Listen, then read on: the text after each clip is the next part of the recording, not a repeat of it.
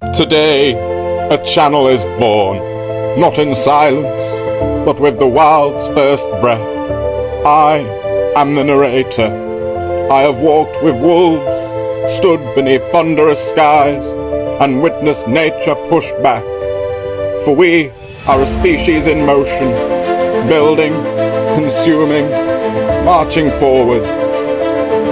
8 billion hearts in synchronized chaos. We pave rivers, we queue for coffee like migrating wildebeest.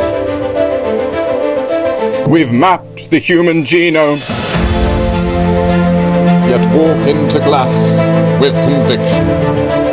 And still, the wild breathes. It watches, it roars, unseen. This is a new way of seeing our origin, our evolution. Welcome to the Wild Voice.